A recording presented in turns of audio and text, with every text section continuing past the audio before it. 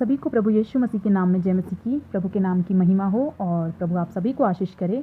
आज आप लोगों के बीच में मैं इस वीडियो को लेकर हूँ। बहुत अच्छे टॉपिक के बारे में आप लोगों के पास शेयर करना चाहती हूँ, जहाँ तक मुझे पता है और जहाँ तक मैं जानती हूँ, क्योंकि मैंने बहुत से विश्वासियों के बीच में, ख़ास करके ये बातें हमें नए विश्वासियों के बीच में सुनने को मिलती है। और बहुत से पुराने विश्वासी भी हैं जो बहुत से सवाल रहते हैं उनके मन में। उन सवालों में से मैं एक सवाल लाई हूँ आप लोगों के बीच में। मैं बात कर रही हूँ कि जो नए विश्वासी होते हैं उनके मन में ये बातें रहती हैं कि क्या हम मूर्ति पूजा का जो प्रसाद लोग लाते हैं या मतलब देते हैं खाने के लिए, क्या हम उसे खा सकते हैं या नहीं खा सकते हैं। और पुराने विश्वासियों के मन में ये सवाल रहता है कि उस प्रसाद को, उनको पता है कि वो प्रसाद हम नहीं खा सकते हैं, लेकिन फिर भी उनके दिमाग में ये चीज़ रहती है कि क्या हम उसको प्रार्थना करके उसको खा सकते हैं या नहीं खा सकते हैं। तो आज मैं इसी टॉपिक के बारे में आप लोगों के बीच बात करने आई हूँ। उम्मीद करती हूँ कि आप लोग पूरी वीडियो को ध्यान से सुनेंगे और प्रभु में बने रहेंगे और मेरी वीडियोस को देखेंगे, और इससे काफ़ी कुछ आप लोगों को सीखने के लिए मिलेगा। क्योंकि मैं बस यही चाहती हूँ कि जो चीज़ें रियल में दिखती हैं, जो चीज़ें सुनने के लिए मिलती हैं, क्योंकि पूरे वर्ल्ड में आधी से ज़्यादा कलीसिया में ये चीज़ें सुनने के लिए मिलती हैं, और ख़ास करके ये गढ़वाली लोगों के बीच में ज़्यादा तक मिलती हैं सुनने के लिए ये बातें कि प्रसाद वगैरह, क्योंकि वो लोग उसमें रहते हैं कि वो गढ़वाली हैं। उनके फैमिली में बहुत से लोग ऐसे उनके कांटेक्ट में रहते हैं जो मूर्ति पूजाओं में जुड़े रहते हैं, और उस चीज़ का प्रसाद कभी बच्चों को दे दिया। बहुत से लोग बपतिस्मा लेने के बाद भी इन चीज़ों का सेवन करते हैं। तो मैं उसी के बारे में आप लोगों के बीच में आ जाई हूँ। मैं आप लोगों को बताना चाहती हूँ कि अगर आप एक विश्वासी हैं और आपने बपतिस्मा ले लिया है तो आप पूरे तरीके से परमेश्वर में हैं। यहाँ तक कि आप परमेश्वर के वचनों के अलावा, अगर आपको बाइबल में लिखा है कि अगर आपका पड़ोसी या आपका कोई रिश्तेदार अगर आपको किसी चीज़ का न्योता देता है, मेरा मतलब ये है कि किसी शादी का या बर्थडे पार्टी का या किसी चीज़ का अगर न्योता देता है, तो आप वहाँ पर जाएंगे और वहाँ वचन पे लिखा हुआ है कि जो आपके आगे रखा जाएगा आप उसी को खाएं। लेकिन उसी वचन के नीचे भी लिखा है, मैं आप लोगों के पास शेयर करूँगी और आप लोग स्क्रीन में देख लीजिए।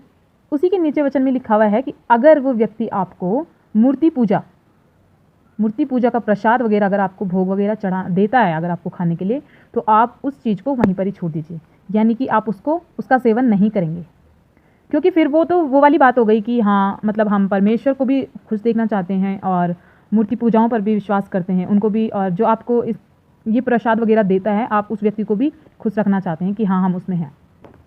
पहली बात तो ये है कि अगर आप पूरे विश्वासी हैं तो आपके मन में ये शंकाएं होनी नहीं चाहिए, ये बातें आपके मन में, ये सवाल आपके मन में उठने ही नहीं चाहिए कि हम लोग मूर्ति पूजा का प्रसाद खा सकते हैं या नहीं खा सकते हैं, क्योंकि हमें उस चीज़ का सेवन नहीं करना है।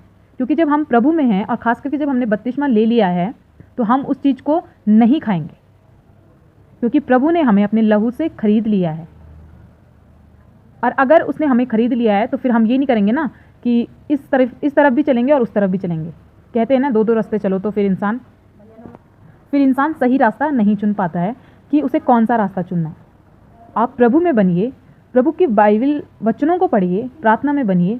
अगर आपके साथ ऐसे दोस्त हैं तो अगर आपको कोई ऐसा प्रसाद देता है तो आप उसको पहले तो परमेश्वर के बारे में बताइए, आराम से उसको परमेश्वर के बारे में बताइए। और ज़रूरी तो नहीं कि आपको लेना ही है। बहुत से लोग क्या करते हैं, ले लेते हैं और फिर उसके जाने के बाद उस प्रसाद को पीठ पीछे फेंक लेते हैं।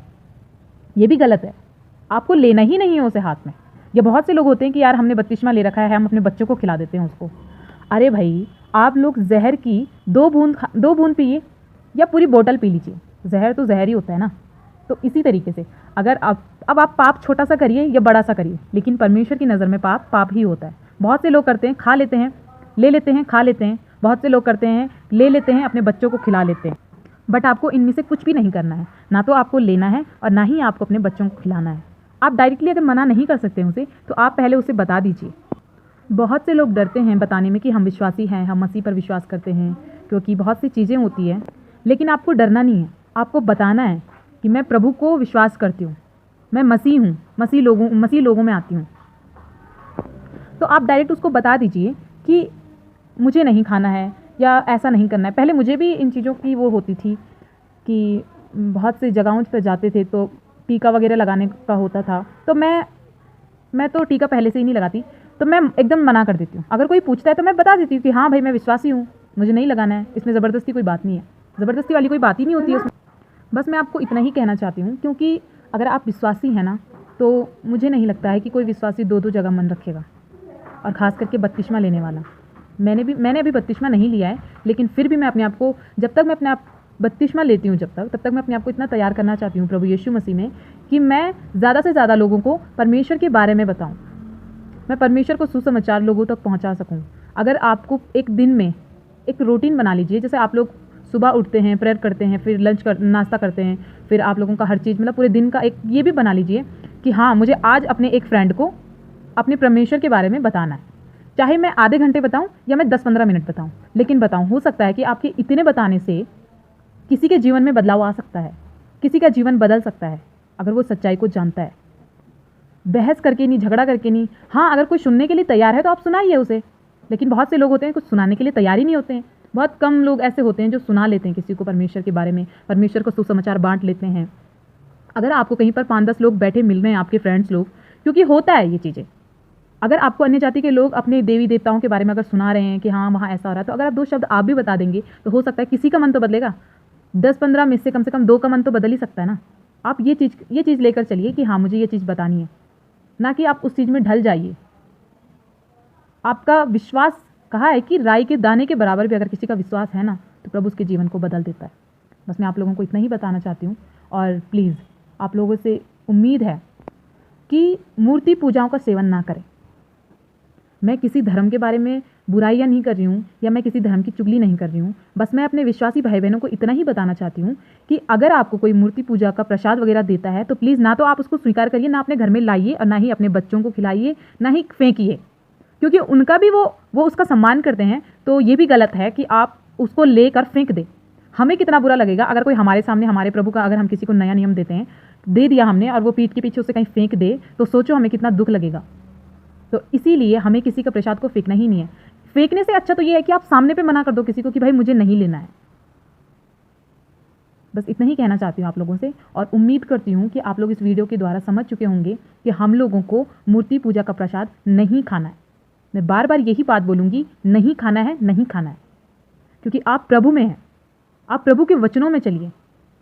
अगर आप दो दो जगह चलेंगे तो उससे आपके जीवन में ना तो कोई बदलाव आएगा। फिर बहुत से लोग कहते हैं कि मैं तो इतने साल से विश्वास में हूँ, इतने साल से चर्च जा रही हूँ, बाइबल पढ़ रही हूँ, प्रार्थना कर रही हूँ या कर रहा हूँ, लेकिन मेरे जीवन में कोई बदलाव ही नहीं आ रहा है। क्या प्रभु मेरी सुनता नहीं है? मैं आप लोगों से यही कहना चाहती हूँ दोस्तों कि प्रभु आप सबकी सुनता है। प्रभु की निगाहें हम सब के ऊपर रहती है, लेकिन हम लोग उसको महसूस नहीं कर पाते हैं। परमेश्वर आपके आगे इंसान के जैसे बैठकर बातें नहीं करेगा, आप उसे टच नहीं करोगे, आपको उसे महसूस करना होगा। बहुत से लोग ऐसे भी हैं कि उनके जीवन में प्रभु काम करता है। अगर वो प्रेयर कर रहे हैं, उनके जीवन में परमेश्वर उनकी प्रार्थनाओं को जवाब भी देता है, लेकिन वो लोग उस चीज़ को पहचान नहीं पाते हैं। बहुत से लोग उस चीज़ का अपने आप को वो कर देते हैं कि हाँ ये मेरी वजह से हुआ है, लेकिन नहीं। अगर आपने प्रेयर करी है ना, तो वो सिर्फ प्रभु की वजह से हुआ है, वो सिर्फ प्रभु ने किया है। अगर उससे होना होता तो वो प्रार्थना से पहले भी हो जाता। लेकिन हम लोगों के अंदर क्या कमी है कि हम अपने प्रभु की चंगाई को, अपने प्रभु के कामों को, उसके मिराइकलों को हम लोग पहचानते नहीं हैं।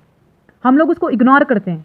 तो हमें इग्नोर नहीं करना है, हमें अपने प्रभु की हर एक बात को महसूस करना है, उसे महसूस करना है। वो हमारे आसपास ही रहता है, 24 घंटे वो हमारे साथ ही रहता है, लेकिन हम लोग महसूस करने में असमर्थ हो जाते हैं। इसलिए आप प्रभु को महसूस करिए। आपको किसी प्रसाद की ज़रूरत नहीं है, आपको किसी पूजा पाठ की ज़रूरत नहीं है। हमारा प्रभु हमसे ये नहीं कहता है कि तुम पूजा पाठ करो, सिर्फ उसका धन्यवाद करो। अगर वो आपके जीवन में कार्य कर रहा है ना, तो सिर्फ उसका धन्यवाद कीजिए। वो सिर्फ धन्यवाद का भूखा है। आप उससे प्रार्थना करिए।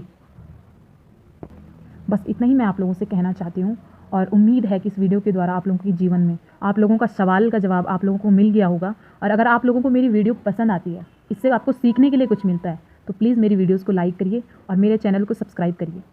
मैं इसलिए नहीं कह रही हूँ कि मेरे व्यू, मेरे सब्सक्राइबर या मेरे लाइक बढ़े। मैं सिर्फ इसलिए कह रही हूँ कि अगर आप ज़्यादा से ज़्यादा लोगों के पास इसको शेयर करेंगे, तो अगर आज आपके जीवन में बदलाव हुआ है, कल दूसरे भाई के भी हो, दूसरे बहन के भी हो। इसलिए बस यही कहना चाहती हूँ कि इसको ज़्यादा से ज़्यादा शेयर करिए, जो लोग इन सवालों के बीच हैं। और आप लोग मुझे कमेंट में बता सकते हैं कि आप लोगों के पास क्या सवाल है ऐसे प्रभु के। उसमें बहुत से सवालों के मैं आप लोगों को जवाब देने की कोशिश करूँगी। जितना मुझसे होगा मैं उतनी कोशिश करूँगी, क्योंकि अभी इतना तो मुझे भी नहीं जानकारी, लेकिन हाँ, मेरे अंदर खोजने की आदत है। मैं जिस चीज़ को जानना चाहती हूँ, मैं उसका बहुत खोज करती हूँ, क्योंकि मैं आदत से मैं ज़्यादातर ये चाहती हूँ कि अगर मैं 4 लोगों के बीच बैठी हूँ और मेरे पास मैंने अगर किसी को प्रभु के बारे में बता दिया और किसी ने मुझसे ये सवाल कर दिया, तो मैं वहाँ पर क्या जवाब दूँगी? बस मैं उन जवाब को ढूँढने की कोशिश करती हूँ। और आप लोग प्लीज़ मुझे नए-नए सवालों को कमेंट में बता दीजिए, ताकि मैं उन सवालों के ऊपर वीडियो बनाकर आप लोगों के पास उसका जवाब पहुँचा सकूँ। और प्रभु आप सभी लोगों को आशीष करे, और परमेश्वर के नाम से जय मसीह।